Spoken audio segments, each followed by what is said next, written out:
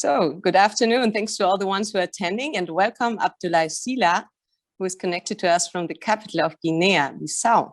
Abdulai, very nice to meet you. Thank you very much for having me. So we have 50 minutes, which is very tight. I had questions for 1 hour. So I would like to focus on your translated writing and the topic of identity and your numerous interests. Unfortunately, we're not able to see each other in Germany. Would you have preferred, or would you have liked the idea of coming to Germany for the book fair? Yeah, of course. I have been coming to Germany, on a regular basis. Every 5 years or so, I meet my former, classmates in Dresden every 5 years. Yeah, you did your master's degree there. So when were you there? What year was it, and how long did you study there? You were in Dresden. 79 to 85. Okay. And is there something you specifically remember from that time? Oh, so many things. I have a nice memory from that time, and I guess I sent you an article where I explained, my feelings and my memory from that time. So yeah, go ahead. You wrote that it was something very special, like, and the moment or the time you spent there, at the beginning of the time, it gave you a completely new perspective of life. How would you explain that to us now from the perspective of years later? I was very young, full of expectation, full of hope. When I came in, it was 1979. My country was 5 years old. I was 21, but my country was, celebrating 50 years of independence. So, as you can imagine, we were full of hope. We were convinced that we would make it differently, getting free from colonialism, from oppression, from discrimination of all kinds. It was really a very, very memorable time. And did the people you met there in Dresden knew anything about Guinea when you came there? Did they ask you a lot of questions? No, I mean, I was in, I started actually in Leipzig, where I learned Germany. I learned German at the, how do we call it, Herder Institute. In the second year, I moved to Dresden to study electrical engineering. So I was always surrounded by good people, fellow colleagues from all over Africa. So I had not bad time in adapting because everyone was ready and willing to help me, to face all challenges, including the food. That's good to hear. So now that you heard one of your plays and one of your novels is translated into German, how do you feel about it? What does it make you think? I think it is something that meets one of my desires. So I have a special feeling about the German people, and Germany. So I wanted to share with my German friends that could not read the original version of the play or the novel, to see how was going on. So especially because one of the books that has been translated into German was written in Dresden. So as you can imagine, I had a strong desire to see it published in German. And did you look at it in German already? So, because when we were in contact via email, you wrote in German, and I had the feeling that your German was even better than mine. The book itself, not yet, but I followed the translation process, so I know how it was done, and I can say you that it was very well translated. So let us speak a little bit about your literature, your writing. Your first novel, Eterna Paixão, was published in 1994, wasn't it? And I read it was the first novel to be written and published in Guinea. And that sounds really surprising to a privileged European person. How did that happen? Yeah, it is a long story. First of all, let me tell you that it is not the first novel written. It is not even my first novel, but as a matter of fact, it is the first one published. Why? Because I think there were a lot of obstacles.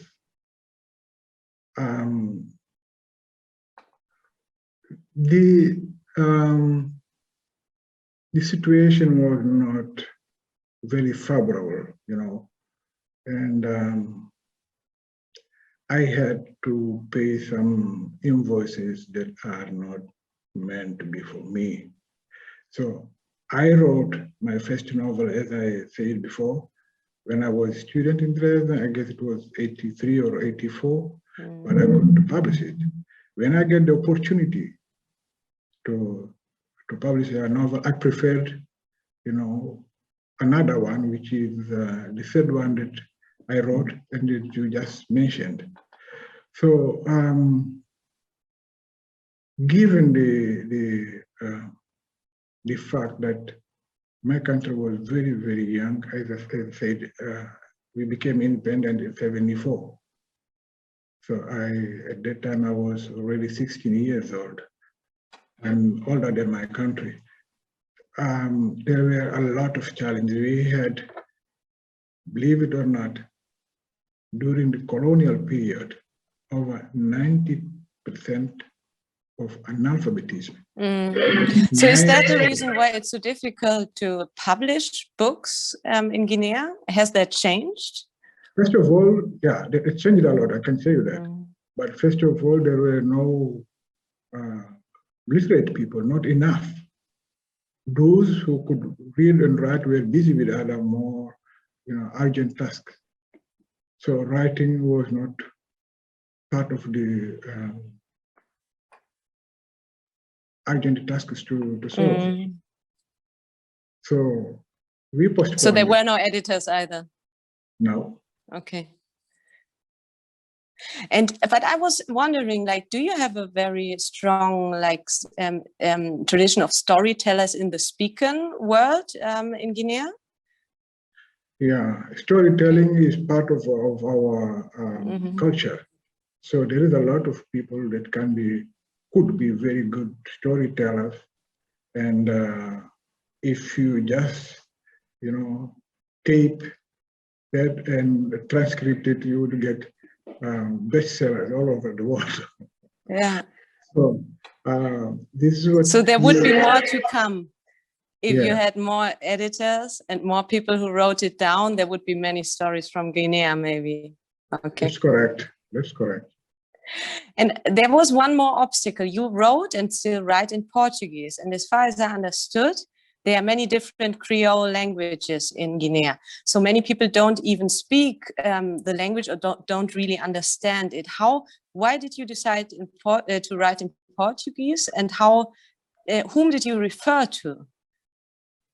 As I said before, the illiteracy rate was very high. Okay, again, around 90%, 90. So in which language should we write? The oppression was everywhere, even at the cultural level.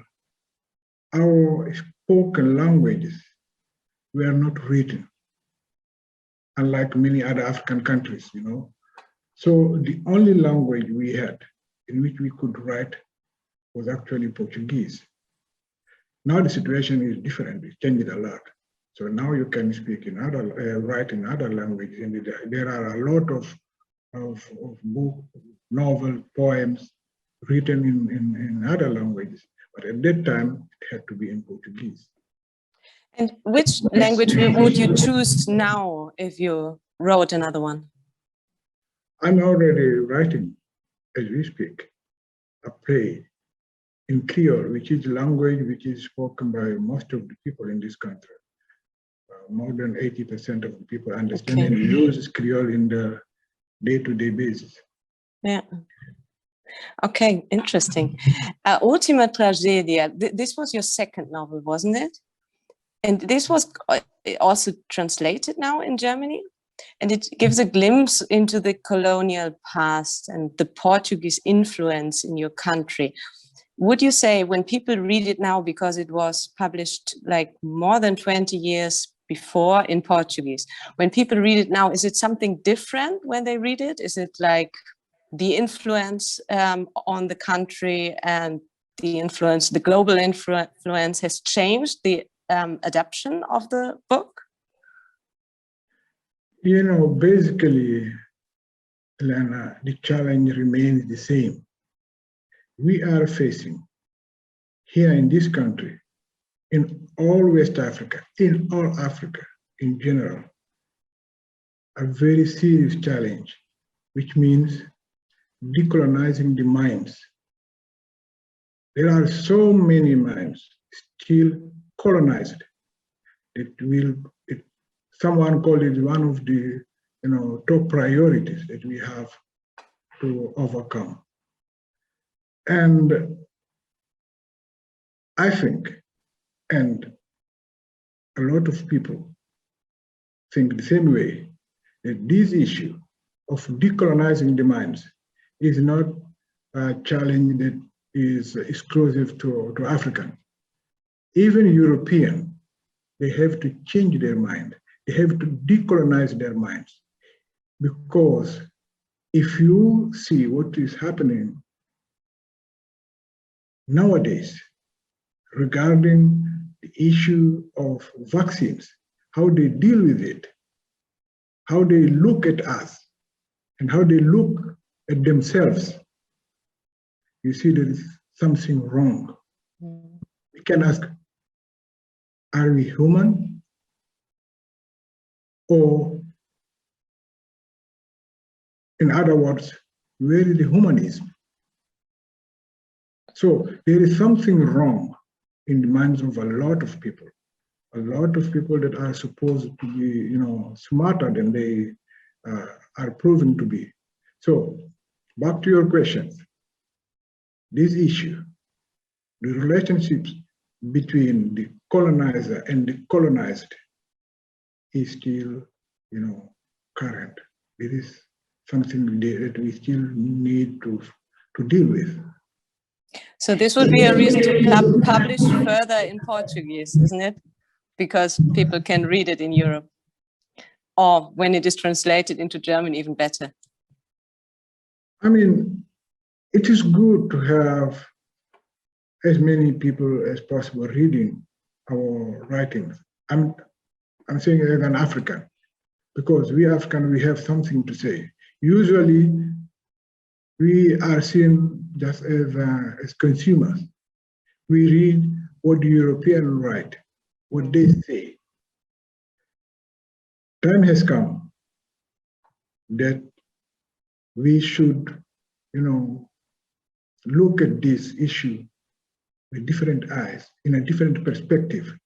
It is time for the European and the rest of the world to start listening to us, to learn to to deal with us using different paradigms without all these, you know, I don't know even how to call him, but we need to start talking to each other, looking at each other in a different way. And right now, with this pandemic, we have one additional reason to start thinking and acting differently. Yeah, and when you write about the search of identity, would you also say that finding an identity in a country like Guinea is also connected to what the other countries, what Europe does about it? It is a joint venture, like you said, the way we all have to cope with the past, with what happened, and what we want to do about it now. Is it also part of the identity search of the Guineans? I would say not only Guinean, but all Africans. Yeah. We Africans, we have to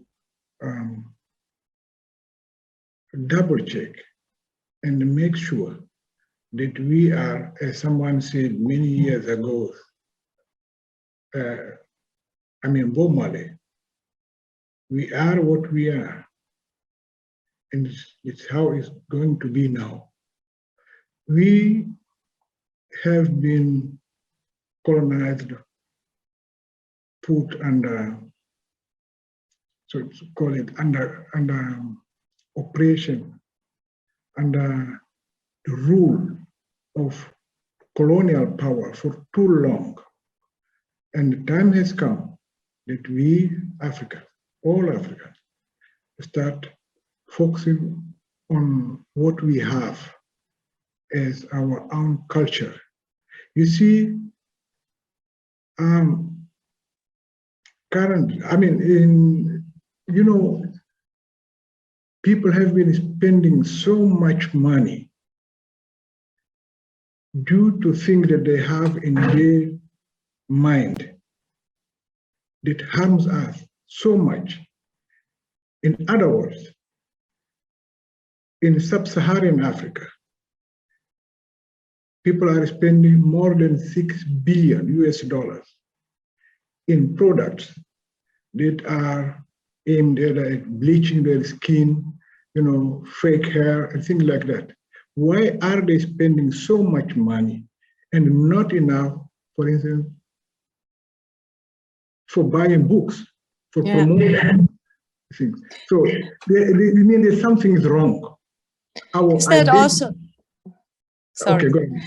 Is that also a reason why you became a writer and also an editor eventually? The urge to change something about the situation? Yeah, we are supposed to be,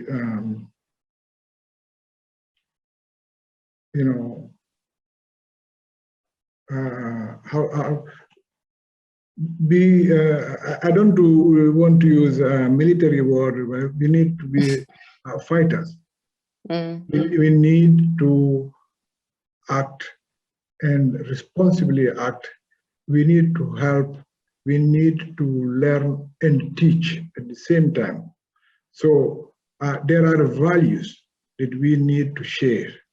There are values of our own culture that we need to let people know about and let them know how valuable they are. The old slogan, "Black is beautiful," is more than ever a valuable one. Again, there are a lot of things that have been happening that are due to circumstances, due to behaviors that should not be anymore. Yeah, but apart from being a writer and an editor, you are so much more. You are something like an eclectical artist and intellectual, if I may say so. You're an IT specialist. You're an economist and a president of the Handball Association, as far as I understood.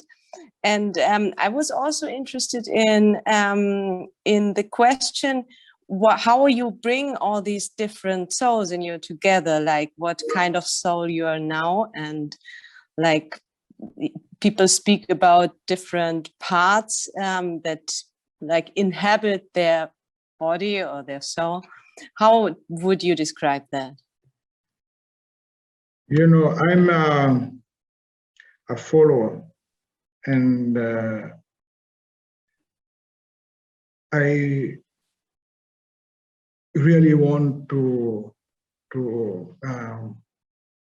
not only to learn but to practice some lessons that we got from a person that I admire. That person is called Amilcar Cabral, and he led the fight for independence in this country. He taught us a lot of things. One of the things that personally I take very seriously is about what we want, how we see our life, what we want to do during our presence in the planet Earth. When they asked him, who you are, what do you want? He said a sentence that became memorable. He said, translated in English, we more or less like this. I am a simple African that wants to live his life and pay the debt he owes to his people. What does this mean? To live your life, to live on a contemporary terms, look at the current situation locally and globally, and behave in a way that makes you feel free. At the same time, assume that you have a debt to pay. There is a bill there waiting for you. And that bill means what? Means you have to contribute. You have your fellow citizens that need you. So this is what the meaning of life should be. So writing does not only come out of you, but you also feel it's a debt you want to pay to your own country. Yeah, because we are in a world that we need to fight several fights at the same time. In German, there is a word in German that I like very much. They call it Auseinandersetzung. it is a long What do word. you like about it? Because it corresponds to the way I see it. Auseinandersetzung. Auseinandersetzung. So there is a kind of challenge, which is not meant to be fought locally. It is when you are in an environment, you need to acknowledge it. And we, my generation has a special responsibility towards our country. I am, as I mentioned to you before, I'm older than my country, okay? So I need to take care of it. It's like a baby in my hands. I need to take care of it. Yeah, so Germany exists for centuries. You are born, the machine, all that big machine is there, is running with you or without you. It doesn't matter that much. But in our case, in our situation, in our country, the situation is completely different. We can make a difference if you, walk 1 hour extra and you give it to your community to help people to learn and, reading and writing. So globally, there is a lot of things happening. The globalization means something. And the meaning so far goes in the direction that, there are people, there are nations that are here to rule. There are other peoples that need to, to obey. Okay, yeah. This is not correct. That is what I meant by 1 hour question. It would be nice to speak to you so much more about these topics, but we only have one more. What can we expect of your writing within the next month and years? You already said something about a new book. When will it be published? What is it about? I'm currently writing a script about the situation of our handicapped fellow citizens. There is a lot of there's a lack of justice, social justice. There is a lack of humanism. But if you look at the handicapped people, you will see that they are suffering too much. So I have been giving most of my time currently working with them to make their voice, their desires, their dreams heard and felt, and to let them know there is a place for them in this country, in this world. This is what I want to do, what I'm doing, and so it will be a play, not a novel. Did I understand that right? A play. Okay. A play. Very nice. Some of the characters are handicapped people. Sounds very interesting. Okay, Abdulai, thank you so much for your time here and our chat. Thank you, Elena. And all the best for you.